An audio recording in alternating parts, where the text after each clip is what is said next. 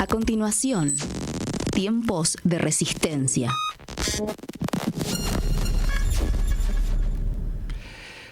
Buenas tardes. El próximo lunes, dentro de 3 días, se celebra una nueva historia de lucha del pueblo argentino. Se conmemora el sangriento golpe militar de 1976, el 24 de marzo. Muchos de los que hoy andan por estos lugares caminando, trabajando, viviendo, no lo vivieron. Otros que sí estaban, que sí lo vivieron, se olvidan por ahí de las consecuencias que tuvo y de lo duro que fue. Yo quiero compartir con ustedes, queremos compartir con ustedes, si lo tenés por ahí, Guille, el audio que nos despertó ese 24 de marzo. Yo tenía 18 años, pero me acuerdo perfectamente, que nos despertó con estas novedades y con una banda militar que sonaba.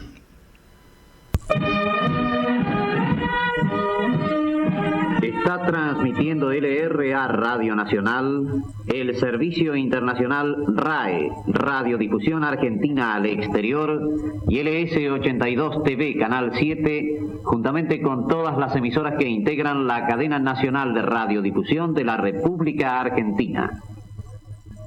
Se pone en conocimiento de la población que las operaciones de control militar en todo el territorio nacional se desarrollan conforme a los planes previstos.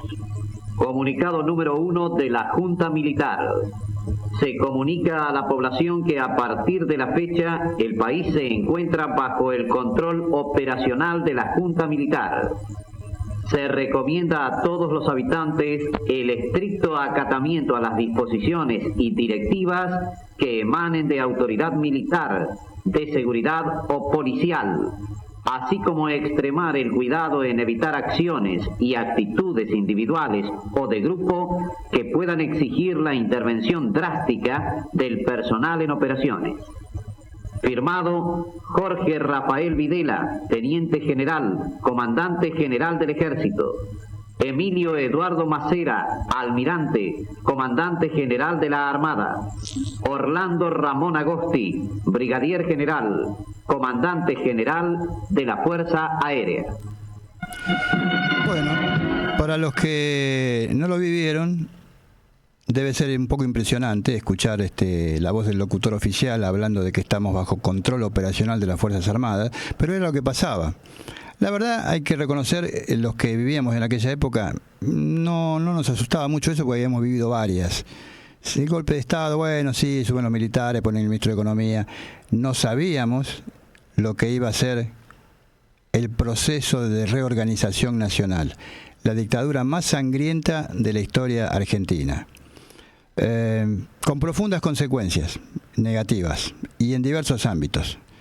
Violaciones masivas de los derechos humanos, desapariciones forzadas, cerca de 30.000 compatriotas secuestrados, torturados, asesinados sin juicio previo, muchos tirados al mar, que de los cuales no volvimos a saber nada. Torturas y asesinatos, centros clandestinos de detención por todo el país, torturas como método sistemático, apropiación de menores, cerca de 500 menores faltaron después de la dictadura. Hoy, con la lucha de abuelas de Plaza de Mayo, 137 aparecieron, pero todavía faltan 300 y pico, que no se sabe, fueron entregados a familias de familiares, a familias de militares, a gente a veces insospechada, como el nieto de Estela Carlotto, que fue dado a unos caseros de un campo que tenía gente vinculada a la dictadura, ahí en Tandil. Exilio forzado, muchos se olvidan de esto, miles de ciudadanos obligados a huir del país para salvar sus vidas. Donde se nació la civilización occidental, en Grecia, tenían muy claro esto. La pena más alta no era la muerte, era el exilio, el destierro lo llamaban. El destierro era la pena más grave. Sufría más un desterrado que un condenado a muerte, que se moría y punto. Represión política y censura, prohibición de los partidos políticos, prohibición de las actividades sindicales, todos los sindicatos intervenidos, la CGT intervenida y cerrada, censura en los medios de prensa, censura en libros que no se podían vender más, había que pasar el filtro en la música, muchos artistas que sus discos no podían sonar más en radio, en televisión, que no podían actuar, que se tuvieron que ir. No había más derecho de libre expresión, no había derecho de reunión. Había estado de sitio, eso que ahora Milei dice que está analizando si ponerlo o no. Más de 3 personas por la vía pública juntas eran una reunión, así que podían detenerte. Te podían detener además por cualquier motivo y sin un plazo de tiempo. El endeudamiento externo masivo que condicionó la economía argentina por décadas. Recibieron el país del gobierno de Isabel con unos 5.000 y pico, creo que si no recuerdo mal, 5.700 millones de dólares de deuda. Lo devolvieron cuando asumió Alfonsín con 44.000 millones de pesos de deuda. Multipliquen ustedes ese exponencial crecimiento de la deuda externa. Una política neoliberal que provocó muchos niveles de desempleo, sobre todo una caída alarmante del salario. Los salarios cayeron abruptamente. Cierre de industrias, aumento de la desigualdad y un ministro de Economía como José Alfredo Martínez de Oz que decía que daba lo mismo fabricar acero que caramelos. Total, caramelos, acero es igual, decía, basta que se fabrique. La UOM llegó el sindicato paradigmático, ¿no? de la CGT y de la industria argentina, llegó al golpe con más o menos 450.000 afiliados. Cuando asumió Alfonsín, la UOM tenía 90.000 afiliados. Por suerte después pasaron cosas y se fue recuperando, sobre todo a partir del 2003, fue recuperando bastante fuerte, pero ese fue el país que nos dejó la dictadura. Inflación, porque hay que decir que Martínez de Oz tuvo niveles altos de inflación, deterioro de las condiciones de vida de buena parte de la población, se anuló la Constitución Nacional, se creó las actas del proceso, en los colegios te enseñaban que la Constitución, pero además te enseñaban el acta del proceso de organización nacional, elaborado por asesores de la dictadura militar. Se militarizó la sociedad. Vos circulabas por la calle y en cualquier momento ibas con el colectivo y te paraba el colectivo y resulta que habías entrado en lo que se llamaba una pinza, es decir, una especie de embudo rodeado de soldados, del cual el colectivo no podía salir. Subían al colectivo, a veces hacían bajar la gente, a veces te revisaban arriba, en cualquier momento. Estabas tomando un café, cercaban el café, el bar, con 2 camiones del ejército, bajaban apuntando a la gente, documentos para todos. Si alguno no tenía documentos, estaba en una situación que les parecía a ellos comprometedora, te ibas para adentro y no sabías si salías. No me puedo olvidar de la derrota de Malvinas, así como siempre recordamos los 30.000. También hay que recordar la derrota de Malvinas, 649 soldados argentinos, la mayoría jóvenes conscriptos, muertos en una derrota que finalmente precipitó la caída de la dictadura, pero que dejó secuelas enormes, ¿no? para la sociedad argentina.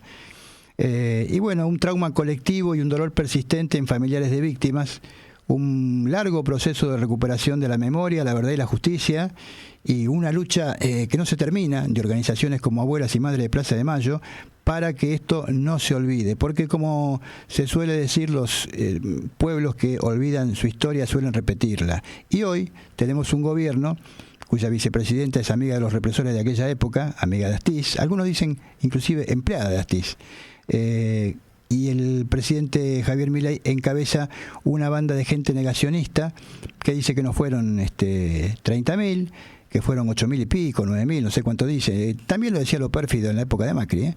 Negacionismo al máximo, y el peligro es que tenemos una parte de la sociedad que no recuerda más la dictadura, porque algunos la pasaron bien, iban a Miami, después se quedaron sin trabajo, sin ahorros, pero iban a Miami, volvían con 2 televisores, iban a Brasil a comprar remeras y se traían 10 remeras cada uno, se iban de vacaciones a Europa por primera vez, con el dólar barato.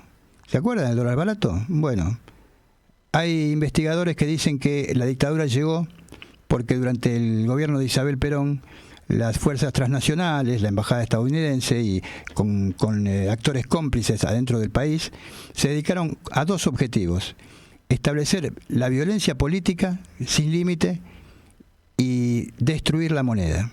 No sé si a usted le suena análogo a algo que vimos hasta el 2023, destruir la moneda y una violencia sin límites que en el 2023 no fue a balazos como en los años 70, pero sí fue violencia en los medios, violencia en las redes, estigmatización, insultos. Ganó un presidente que era el que más insultaba en la campaña, el más violento de todos.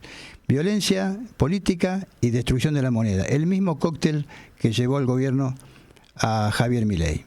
Esperemos que podamos salir de esto, esperemos que el lunes la marcha se desarrolle en paz y sea multitudinaria para que el gobierno comprenda que nuestro pueblo no cambia de idea. Y nos costó mucho recuperar la democracia como para olvidarnos ahora. Por esto y por otras cosas más, bienvenidos a Tiempos de Resistencia. En tiempos en los que hay que resistir y reinventarse. Comienza Tiempos de Resistencia. De Resistencia. Porque la resistencia es colectiva. Buenas tardes, arrancamos un nuevo programa de Tiempos de Resistencia acá en los estudios de Radio Con Aguante. Hoy es viernes, como siempre, a las 5 de la tarde, programa número 56 que estamos haciendo aquí en Radio Con Aguante. Pero le mandamos un saludo fuerte a todos aquellos que nos escuchan por redes on demand, no online, sino on demand. Es decir, cuando pueden, hoy a la noche, mañana, el fin de semana. Mucha gente nos escucha de esa manera, así que a todos los saludamos. Y saludamos también a los que estamos acá presentes en el estudio. Patricia Machado, ¿cómo te va? ¿Cómo estás? Muy bien. ¿Muy bien? Sí, muy bien. ¿Te mudaste de país? ¿Sacaste el Kini 6? Vive en Finlandia, que es el día es el primer país feliz del mundo. No sé si vieron que el domingo pasado una persona ganó el Kini 6, 3.000 millones de pesos. Ay, Dios mío. Algo así como que limpio le quedan $1.800.000 para hacerlo rápidamente. No, muy bien ahora y acá dentro del estudio. Acá sí está lindo. Mariana Mensurio, ¿cómo te va? ¿Cómo les va? Buenos días, buenas tardes, buenas noches a todos, todas, todes. Todos en general. Entendimos, está claro. ¿Me quedó claro? Bueno, está claro. Mejor así. Bueno. Vos sabés que, déjame hacer una acotación a tu editorial, claro. Porque vos decías 649 combatientes de Malvinas. Sí. Y a ellos hay que sumar claro, a todos aquellos que se suicidaron, se quitaron la vida y tuvieron muchas secuelas y bueno, que se quitaron.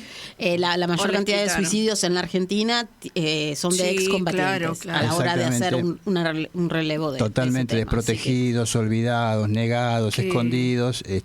Y yo he tenido oportunidad de leer bastante sobre el tema de los excombatientes, no los de Argentina, los excombatientes que se suicidan. Son los, por ejemplo, para citar algunos casos, los que pierden.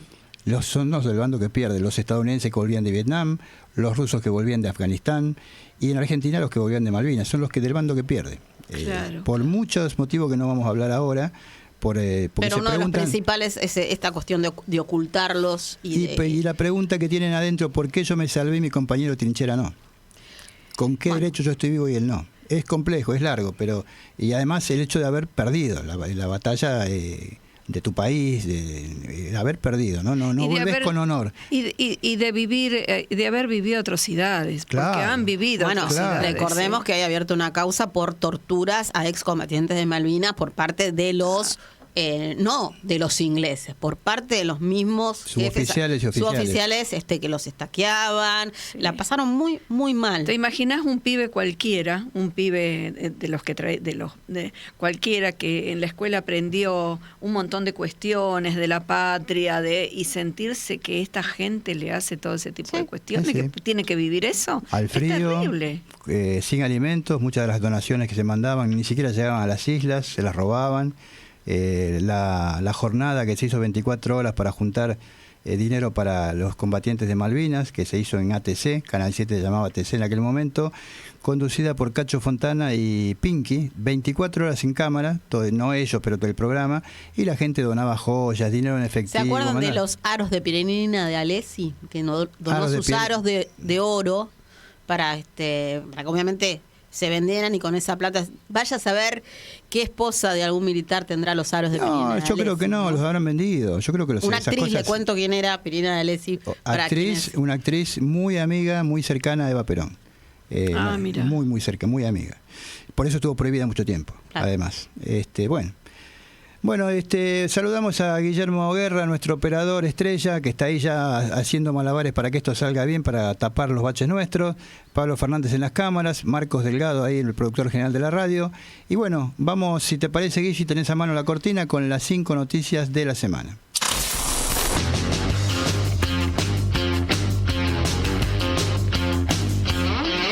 Las 5 noticias de la semana en Tiempos de Resistencia.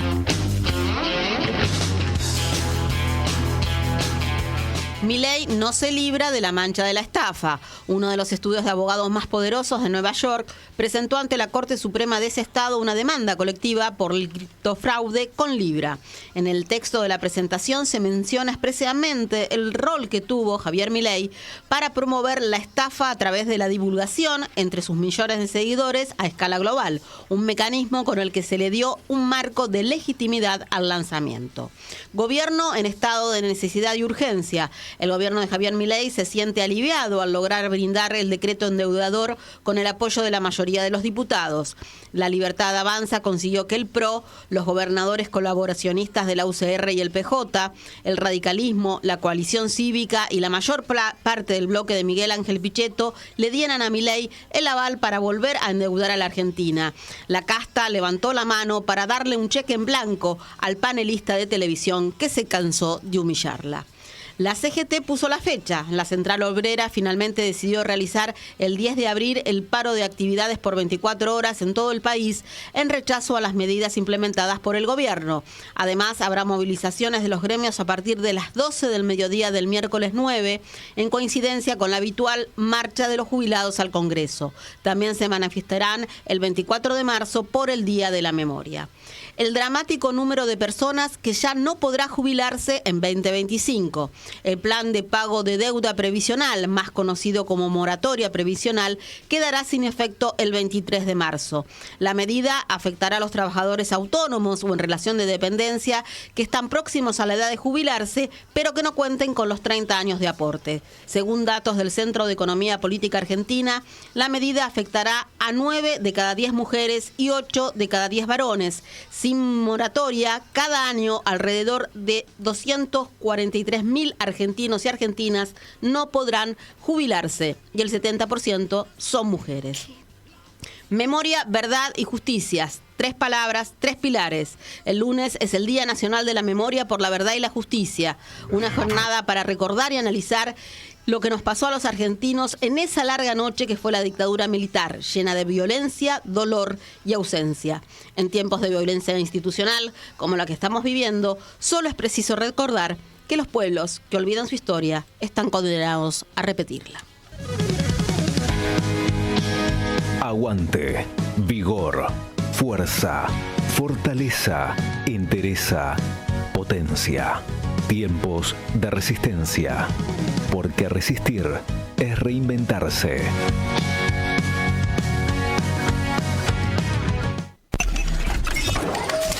Porque las noticias no siempre tienen que ser malas. ¡Extra, extra! ¡Por fin buenas noticias, extra! Escucha Mundo Boletín de último minuto, transmitiendo Redimidos Squad con mucho gusto en este planeta donde reina la malicia, aunque no lo creas. Tengo buenas noticias. La buena noticia de la semana en tiempos de resistencia. Yo tengo más buenas noticias para ti. Yo tengo buenas noticias para ti. La buena noticia de hoy es el fracaso del miedo, como tituló Página 12 su edición de ayer. Porque no se entró en la provocación de Patricia Bullrich y el pueblo, aún así, bajo amenaza, porque no nos olvidemos que durante toda la mañana, como si esto fuera la película Los Juegos del Hambre, un altoparlante en las estaciones de trenes decía: protesta no es violencia, y que la policía va a reprimir todo atentado contra la República. Se cansaron de pasar ese audio toda la mañana. Sin embargo, y a pesar de que paraban a los colectivos, como si estuviéramos en plena dictadura, para preguntarle a la gente a dónde iba, y para que uno le conteste: ¿a vos qué te importa? ¿Dónde voy? Arriba de un colectivo que va a cruzar la provincia de Buenos Aires para la ciudad. A pesar de todo eso, la gente se manifestó. Y los que fueron agredidos fueron los infiltrados, los que manda Patricia Bullrich, algunos con nombre y apellido, porque ya se los conoce, que eso ya es la impunidad total. Se infiltran en una marcha con nombre y apellido y forman parte de esta policía voluntaria. Sin embargo, la gente los reconoció y los echó de la marcha.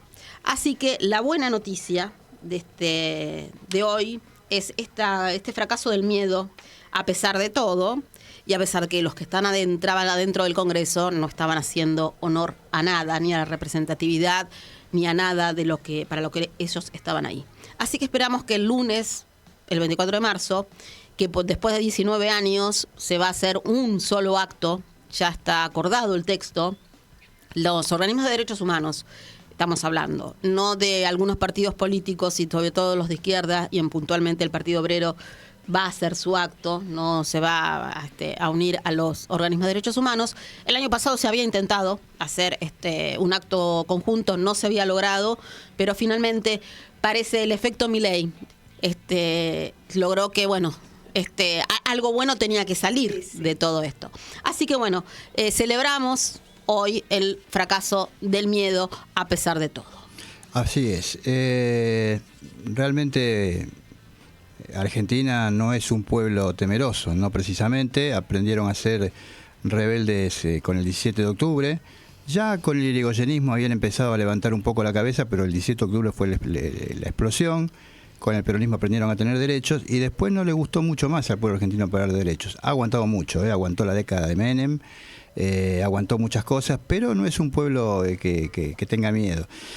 Esperemos que lo demuestre este año, esperemos que lo demuestre en las elecciones, esperemos que lo siga demostrando, esperemos que lo demuestre teniendo una dirigencia sindical acorde que todavía no tenemos, ¿no? Pero bueno, eso es otra historia.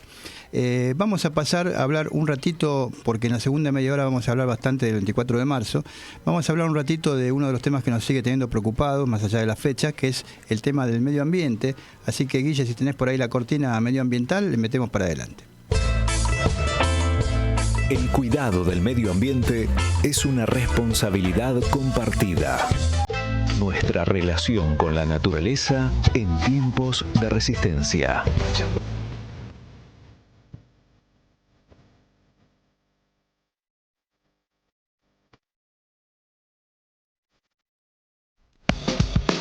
Bueno, en un artículo reciente de Infobae, donde escribe la periodista Dora Bar, comienza preguntando si se podrían haber previsto las lluvias de Bahía Blanca, y la respuesta, según especialistas en eventos importantes sobre la crisis climática, es no.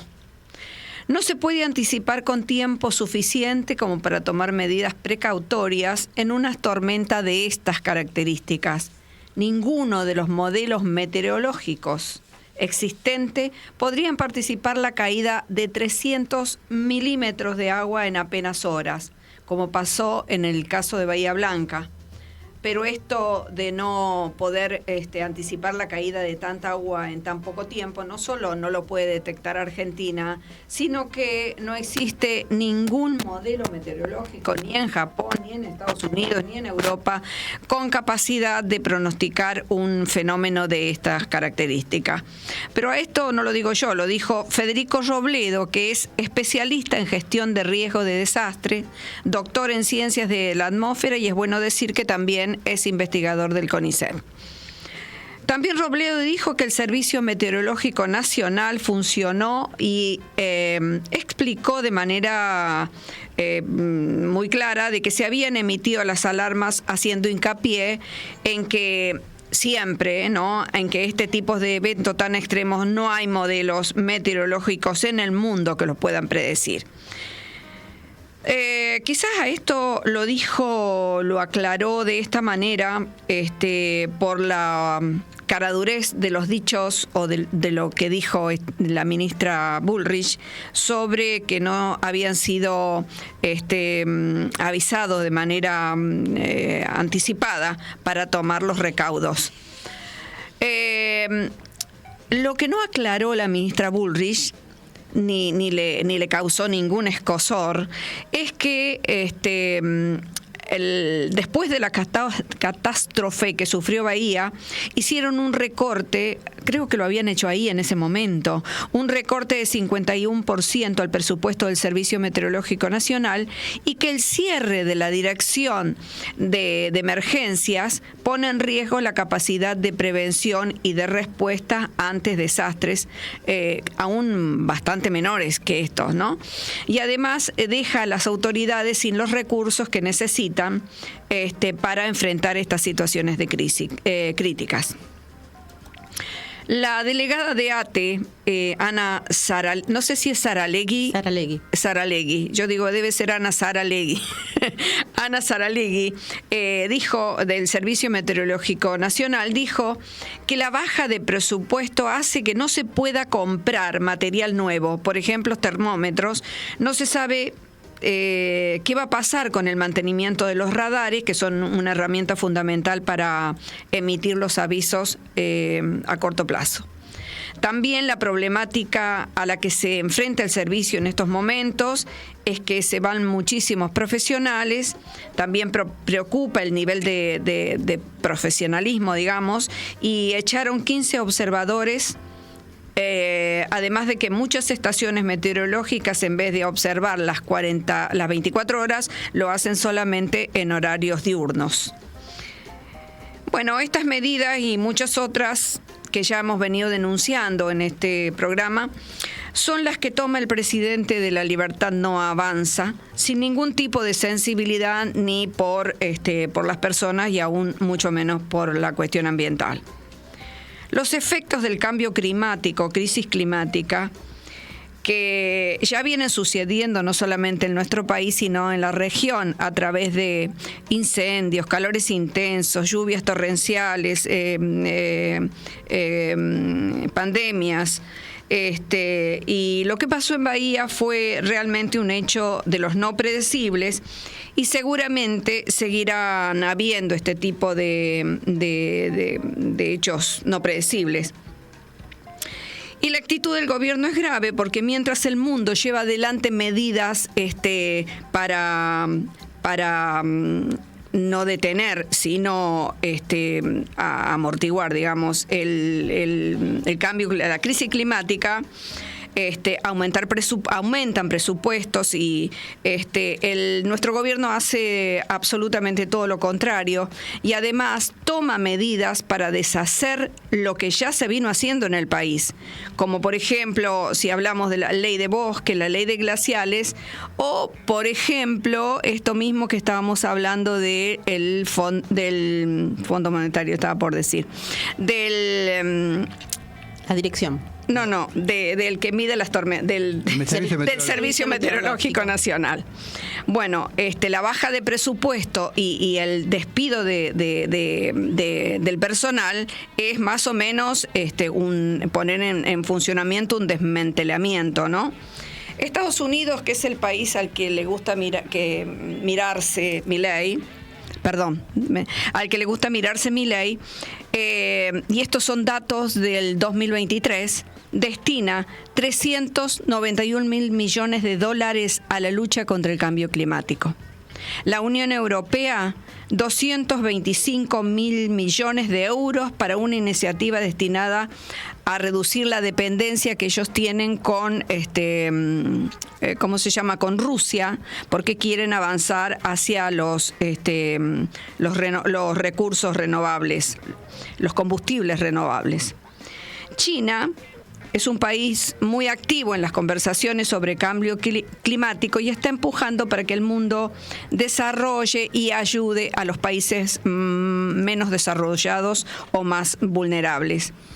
Entre 1982 y 2021, en China plantaron de manera voluntaria los ciudadanos 78.100 millones de árboles en todo el país.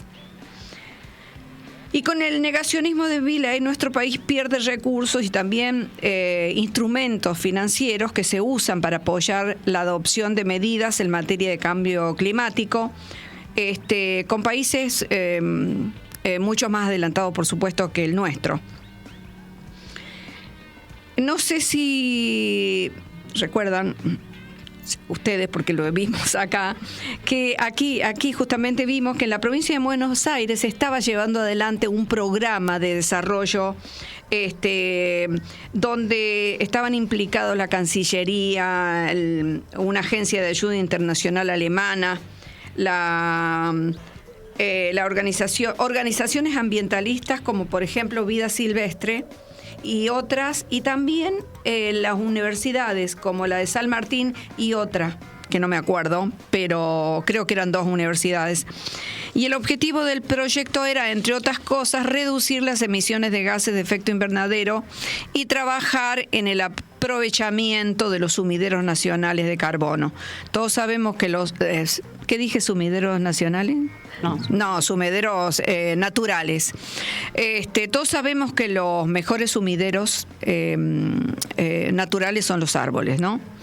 Bueno, a esto lo traje solo para decir que con esta gente que tenemos en el gobierno, estas cosas que además son participativas, educativas y de cooperación mutua, también se pierden. Este tipo de cosas se pierden. Y también se pierden subsidios que hacen algunos países desarrollados para trabajar con el cambio climático.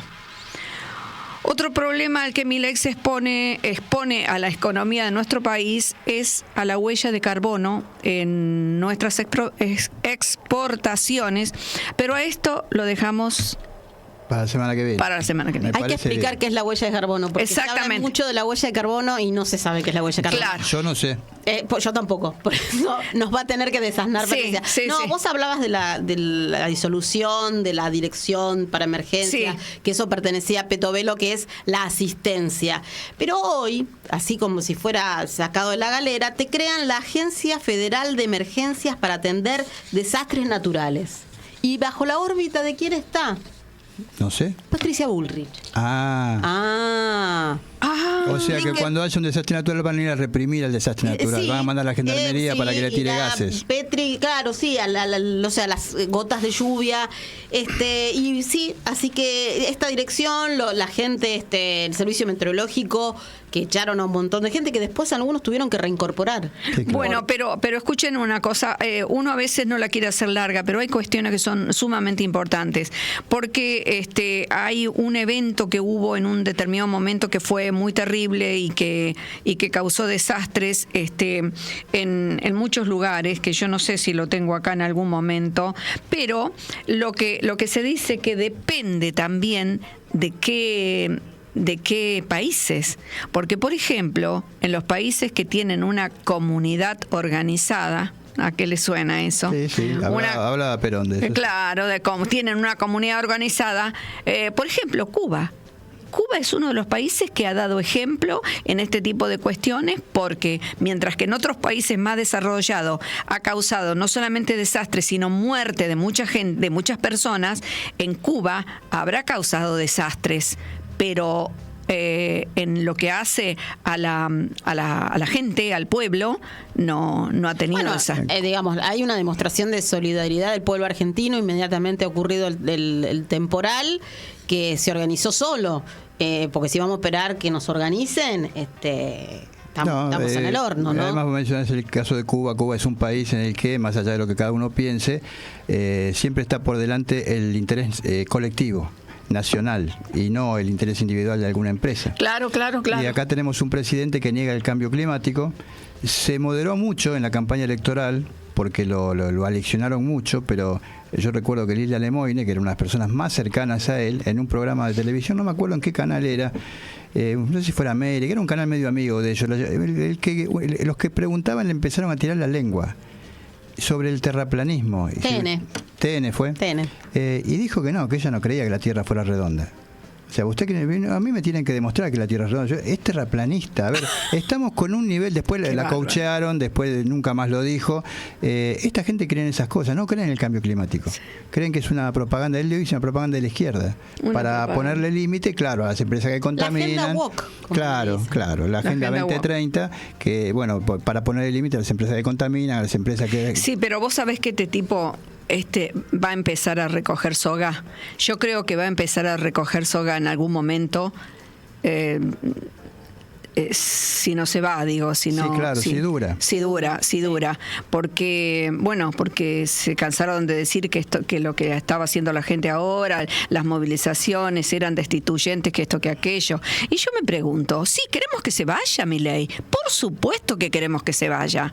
Ahora, va a tener que empezar a recoger soga por todas estas cuestiones, porque los países, aunque Trump diga lo que diga a veces, pero es verdad que se preocupan por el cambio climático. No existe cambio climático. Vos sos izquierdista, seguro. Claro, y esta cuestión de la huella de carbono también, claro, porque pone en riesgo las exportaciones, sí, porque los países van a empezar a comprarle a aquellos países que realmente cuiden la huella. Exactamente. Sí. Bueno, ¿qué les parece si pasamos al 24 de marzo? Vayamos. ¿Les parece bien? Guille, vos por ahí tenés un video para compartir con la gente. Espera, ahora te lo voy a pedir. Porque el 24 de marzo es la fecha símbolo del atropello, de la violencia institucional, del terrorismo de Estado, que nos dejó todo eso que comentábamos al principio, en la editorial del programa: 30.000 desaparecidos, 649 muertos en Malvinas, más lo que se suicidaron después, una deuda externa que se multiplicó de 5.700 millones de dólares a 44.000. Es larguísimo todo lo que nos dejaron. 500 niños robados, como decía. 500 chicos robados. Frases famosas como la de Lorenzo Sigó, el sucesor de Martínez de Oz, que dijo: el que apuesta al dólar pierde. Estampidas del dólar, desindustrialización, cierre de empresas, etcétera, etcétera. Y como símbolo de la lucha contra todo esto nos quedaron las madres. Primero las madres, luego las abuelas. En ese orden fueron surgiendo, y porque primero se dieron cuenta las madres que faltaban los hijos, enseguida, apenas faltaron, y con el tiempo empezaron a sacar la cuenta muchas de que, pero mi hija estaba embarazada, mi nuera estaba embarazada, y dónde están esos chicos, si nacieron o no nacieron. Bueno, hay un documental muy bueno que se puede ver por YouTube, hecho por la televisión holandesa, en junio del 78, el 1 de junio. Ese día empezaba en la República Argentina el Mundial 78, con Videla, Macera y Agosti en el palco oficial, con el almirante Lacoste en el palco oficial y todas las autoridades de la FIFA, y todo el país viendo por televisión eso. A la misma hora, casualidad o no, de la marcha que hacían las madres de Plaza de Mayo. La televisión holandesa desistió de cubrir el partido y fue a Plaza de Mayo a tomar contacto con las locas que se manifestaban ahí, así las llamaban los militares, locas. Yo te pido, Guille, que pongamos para ver 5 minutitos, que termina esto con una cosa muy, muy concreta, que es el policía que les dice: vamos gente circulando, que es lo que da origen a la ronda de las madres. Vamos con eso, Guille, si lo tenés.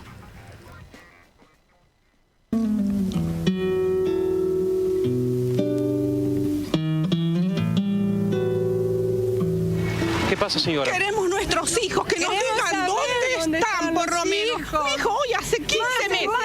¿Dónde están los bebés? No que los liberen. ¿Por qué no nos dicen a nosotros si están vivos, si están muertos? ¿Por qué no nos dicen? Si le buscamos eso nada más. Que nos respondan nada más, después nos retiramos. Mi hija estaba embarazada de 5 meses cuando se la llevaron. Mi nieto tiene que haber nacido en agosto del año pasado. Hasta ahora no he podido saber nada de él. Lo único que sabemos es que los chicos nacen, pero se los dejan en los establecimientos así, casas cunas con NN, y no podemos encontrarnos nunca con nuestros nietos. ¿No ve que dice que tenemos un mundial en paz? El gobierno dice que ustedes son mentirosas. ¿Nosotros somos mentirosas? ¿Qué? ¿Estamos mintiendo de que los hijos desaparecieron? Está todo comprobado. En el Palacio de Justicia están todos los testimonios. En el Ministerio de Hacienda tiene todos los testimonios y todas las denuncias. La Policía Federal tiene todas las denuncias. Está todo testimoniado. Eso, lo que el gobierno diga, no es que dice mentira, miente. Hace 2 años que estamos así, 2 años. Dice que se autosecuestraron en particular, allanaron 4 veces mi casa. Me llevaron y me torturaron para que dijera dónde estaba mi hijo. Esa es la Argentina que tenemos. Queremos todos, no los queremos a uno, a mi hijo. Yo quiero a todos los hijos de todas las mujeres. ¿Cuántos son ustedes? Miles de mujeres, miles en todo el país, miles. Acá somos las de acá. ¿Me permite? Nosotros solamente queremos saber dónde están nuestros hijos, vivos o muertos, pero queremos saber dónde están. Que nos entreguen el cadáver. Dicen, esperen un momentito. Dicen que los argentinos que están en el extranjero están dando una falsa imagen de la Argentina. Nosotros, que somos argentinas, vivimos en la Argentina, les podemos asegurar que hay miles y miles de hogares sufriendo mucho dolor, mucha angustia, mucha desesperación, dolor y tristeza porque no nos dicen dónde están nuestros hijos, no sabemos nada de ellos, nos han quitado lo más preciado que puede tener una madre, su hijo, angustia porque no sabemos si están enfermos, si tienen frío, si tienen hambre, no sabemos nada, y desesperación, Señor, porque ya no sabemos a quién recurrir. Consulados, embajadas, ministerios, iglesias, todas partes se nos han cerrado, todas partes se nos han cerrado las puertas. Por eso les rogamos a ustedes, son nuestra última esperanza. Por favor, ayúdennos, por favor, son nuestra última esperanza. Hay sacerdotes, hay todos. Lágrimas de sangre. ¿Ustedes piensan que la mayoría del pueblo argentino está al tanto de lo que... No, señor, no. Se le niega. Señor, no se una palabra más. Les podemos asegurar que se compruebe si el día 31 de este mes han desaparecido tanta gente como dicen, que cualquier cantidad se llevaron. Cumplió 119 mi hija.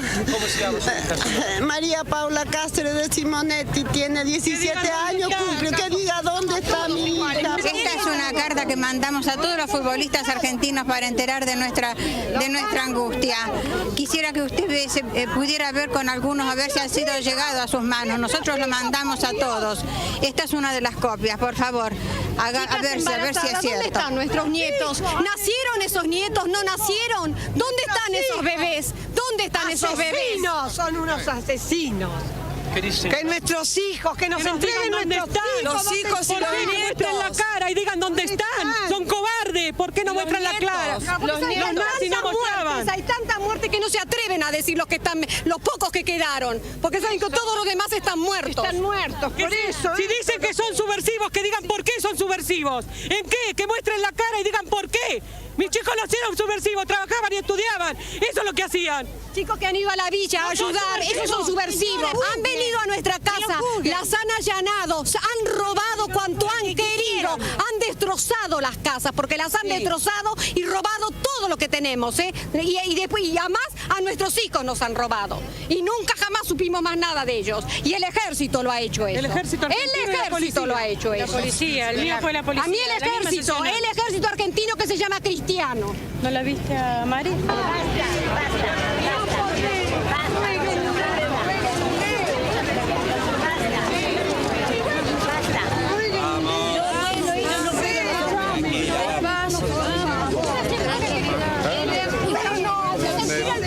Bueno, termina con el policía diciendo circulando, documento importante porque este reportaje que hizo la televisión holandesa fue difundido un par de días después en toda Holanda y de ahí se difundió como un reguero de pólvora por toda la Unión Europea, causando mucho impacto, porque no había forma de los medios europeos de llegar hasta Argentina y poder informar libremente. En el Mundial tuvieron que levantar todas las restricciones y aprovecharon los holandeses para esto. Lo cual fue un duro golpe para la prensa que trataban de forjarse, la buena prensa que trataban de tener los militares, si es que en algún lugar podían llegar a tener algo de buena prensa. Recordemos que Videla no pudo salir del país, prácticamente casi fue una visita o dos al exterior, nadie lo recibía, y yo creo que a estas mujeres les debemos buena parte de la democracia que se recuperó en el 83, me parece. ¿Dónde estabas vos, Mariana? Yo tenía 5 años. Pero recuerdo porque mi padre trabajaba en Gas del Estado, una empresa estatal, y nosotros vivíamos en una base de Gas del Estado, en Ruta 2, que ahora está transportadora Gas del Norte, porque fue víctima de las privatizaciones de Menem. Ahí adentro tenían viviendas para los empleados. Vivienda para los empleados. Claro. Y bueno, vivíamos ahí. Y de golpe, un día, aparecieron conscriptos, del ejército, que estaban... ahora yo lo recordamos en mi familia y ahora entendíamos el por qué. Porque bueno, como eran lugares estratégicos, obviamente era una planta de gas las vigilaban y eran soldados conscriptos del ejército, todos pertrechados con armas. Para nosotros como niños era una cosa que nos llamaba la atención. Claro. Pero después, cuando uno empieza a hilar cabos, yo tenía 5 años, pero vivía en un lugar que pertenecía al gobierno nacional, en definitiva, y que había que cuidarlo de vaya a saber quién, ¿no? Y ahí recuerdo, fue el contacto con los militares, fue ahí, pero eran soldados conscriptos. Sí, claro. La conscripción que se hacía ya empezaba a hacerse a los 18 años. Ya había sido el salto de los 20 a los 18, antes eran a los 20, pero fue por ahí, por el 75, si no me equivoco, empieza a hacerse con conscriptos de 18 años. Y se les llevaba comida, les llamábamos comida a nosotros, porque imagínate que eran chicos. Eran niños. Eran niños. O sea que ya estaban... ¿Sí? ¿Qué dijiste? ¿80? No, que en el 75 por ahí fue cuando se pega el cambio y empieza a hacerla con 18 años. Antes eran con 20 que se hacía. Así que bueno, esa es... viví lo pos y viví las reivindicaciones de Memoria, Verdad, Justicia, y eso sí, es lo que sigo y lo que hago, los juicios y todo el proceso, ¿no? De que volvió en el 2006 con la abolición de las leyes de obediencia de vida y punto final, en definitiva. Así es. Yo estaba en mi casa y me llamó por teléfono a la mañana temprano, la que por entonces era mi novia, para decirme, ¿viste la tele? ¿Viste? Yo estaba durmiendo. Que casualmente cumple años el 24 de marzo. Claro. Terrible. ¿Quién? Mi primera esposa, que en aquel momento era mi novia. Yo entraba a trabajar a las 12:15, me acuerdo, trabajaba en una compañía de seguro, así que estaba durmiendo a las 9 de la mañana y me dice, ¿viste la tele? Bueno, así me enteré. Y bueno, y me preparé para un día normal en el cual tenía que ir a trabajar y después por la tarde, noche, encontrarme con compañeros para coordinar tareas de la militancia de aquella época, sin saber la que se vería, ¿no? Pensábamos que era una dictadura más dura, como todas las dictaduras, pero nunca con esta violencia y con el nivel de muertes, de secuestros, de torturas. Torturaban todas las dictaduras, pero algunos días después aparecías y te metían en la cárcel y estabas, no sé, hasta que hubiera una amnistía o hasta que, no sé, algún tipo de artilugio que te permita salir. ¿Y vos dónde estabas, Patricia? Porque ¿sabes qué? A la gente escucha hablar, yo escucho mucha gente hablar de la dictadura, de las víctimas de la dictadura, pero no es lo mismo hablar con gente que la padeció en serio. ¿Dónde estabas? Yo hacía cerca de 3 meses que estaba presa. Uh-huh. ¿Habías robado algún banco? ¿Por qué era que estabas presa? Contá, porque la gente lo sabe. No, la verdad que estaba presa porque era militante, como seguí siendo la vida entera, pero estaba presa. Eso quería aclarar. Por eso. Claro, pero yo les voy a contar algo, después retomo, pero por las dudas me equivoqué. Les quiero contar algo. Cuando yo salí en libertad, ¿Después de cuántos años? Después de 7 años y medio salí en libertad. Cuando yo contaba lo que habíamos pasado en la cárcel, la gente me miraba, quienes me escuchaban, me miraban, yo sentía la mirada, la cuestión como diciendo, esta piba está loca. Está hablando cosas que no son ciertas. Eso es lo que yo sentía en muchísimos casos. Pero la entrada de los militares a la cárcel a la penitenciaría de Córdoba, de la ciudad de Córdoba, fue truculenta.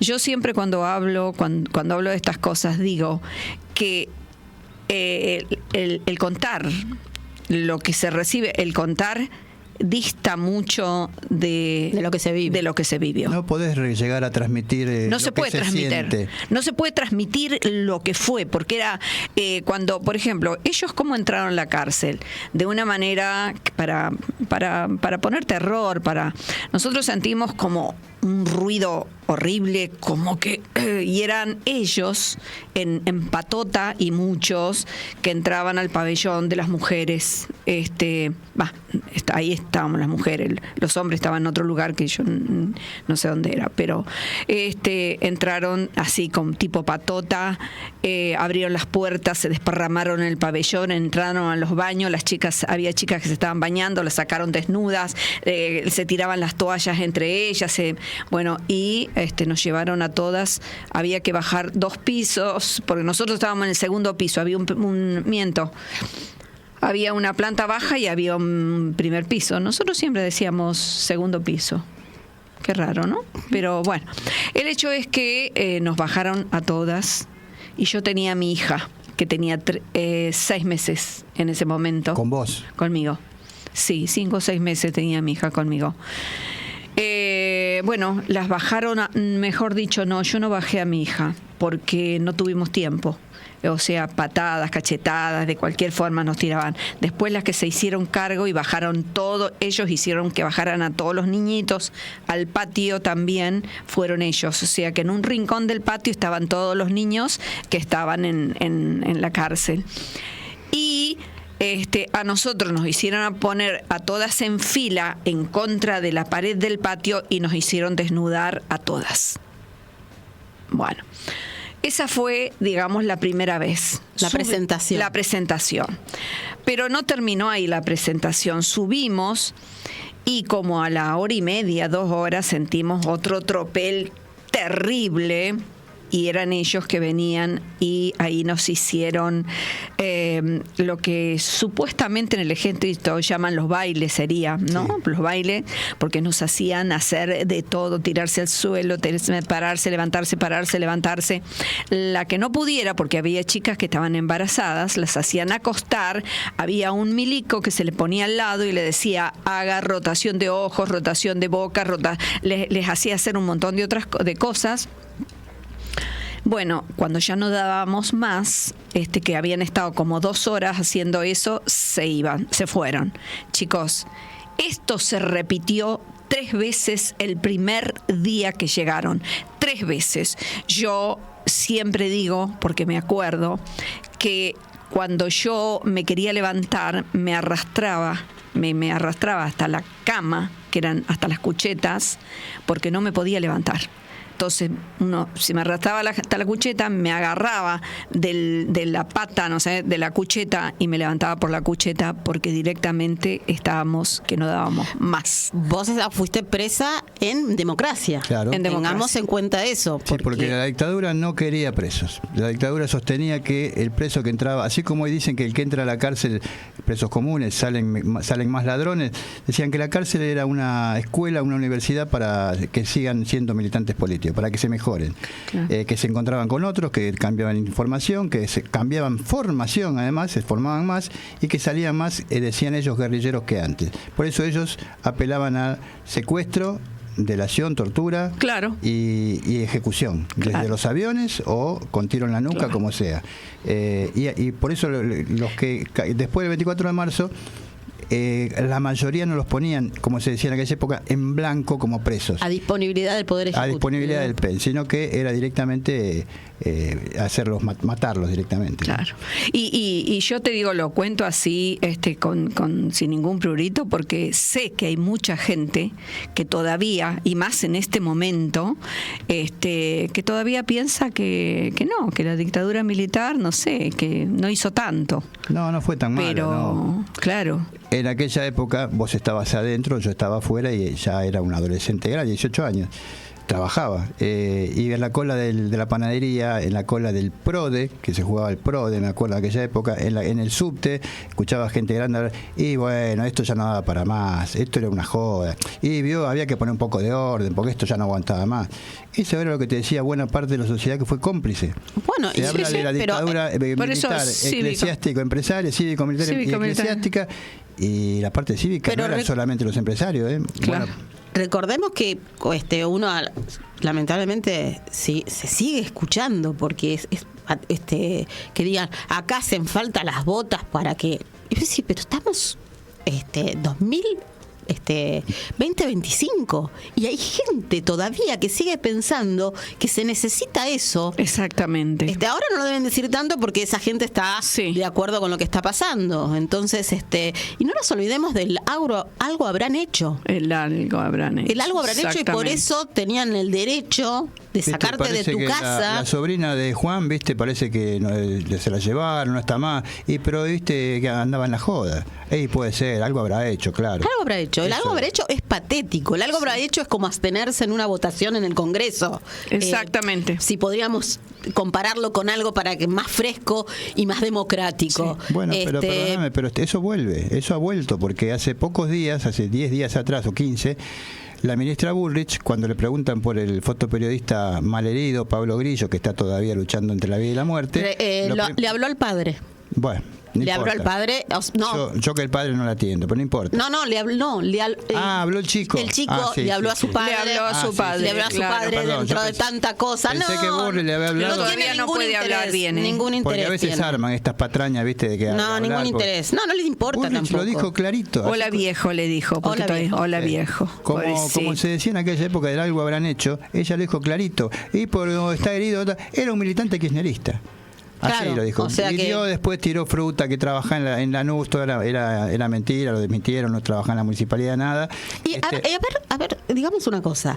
Si trabajaba en la municipalidad de Lanús, si era militante kirchnerista, si era amigo de Julián Álvarez, que es el intendente, ¿qué tiene que ver eso? ¿Cómo que tiene que ver? Te lo estamos explicando de hoy, es lo mismo discurso. Por eso digo, es lo mismo. Eran subversivos, tenemos derecho a matarlos, torturarlos, eliminarlos. Tenemos derecho a hacer. Y subversivo era un delegado de fábrica, por ejemplo. Claro. Eso, por supuesto. Es como dijo Macri en su momento, los orcos, es decir, deshumanizar al enemigo para poder hacerle cualquier cosa. Esto lo han estigmatizado con el kirchnerismo. Son kirchneristas. Bueno, entonces, si era kirchnerista, está bien, le podés pegarle en la cabeza, está bien, porque claro, el kirchnerista no es humano. ¿Entendés? Se lo puede hacer cualquier cosa. Es lo mismo que la dictadura. El algo habrán hecho que volvió.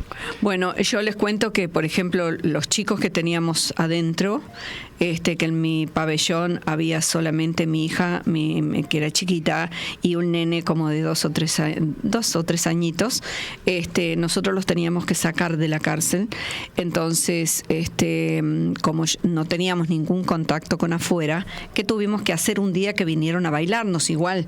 Que tuvimos que hacer, entregarle nuestro niño, nuestro hijo o hija a una celadora que ni siquiera sabíamos el nombre. Eso debe ser de la celadora, diciendo, hago entrega de mi hija a la señora tanto para ser entregada a mi familia.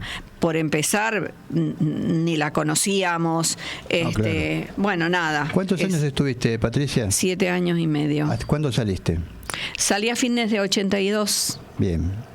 Tenemos que hacer una nota sobre eso y tal vez traer a Jorge, tu marido, que también estuvo preso por su lado. Sí, claro. Ustedes no se conocían en esa época, pero también estuvo 7 años y pico preso. Sí, son casi 2 testimonios vivientes de todo eso. Hay que decir que muchos de los que estaban presos en cárceles detenidos en blanco, legalizados como presos, no siempre tenían garantizada su vida.